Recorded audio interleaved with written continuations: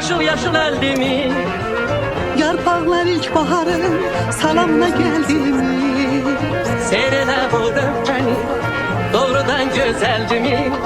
Dayanmışıq səninlə, boşa yüzlü güneşe. Seyrelə bu lövhəni, doğrudan gözəldi mi? Dayanmışıq səninlə, boşa üzü günəşə.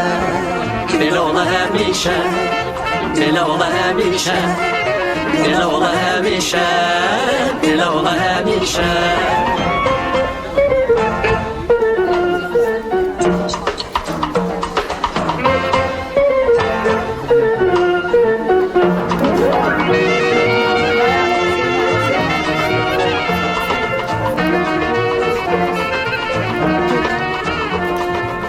Gözlerine bakıram, nece şendir gülümsen.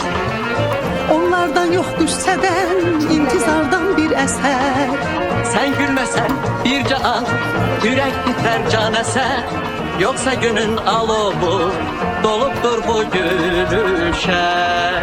Sən gülməsən bir can, ürək titrər can əsər. Yoxsa günün alovu doludur bu gülüşə. Belə ola həmişə, belə ola həmişə, belə ola həmişə, belə ola həmişə.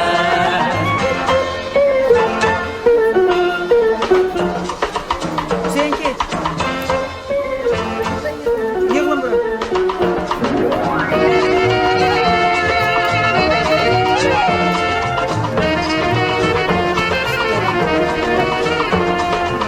Gör nə qədər qısaltdıq həsrətin mənzilini. Ovcumda tutmuşam mən indi sənin əlini. Yaman qırdıq hicranı, intizarın belini. Kaş ki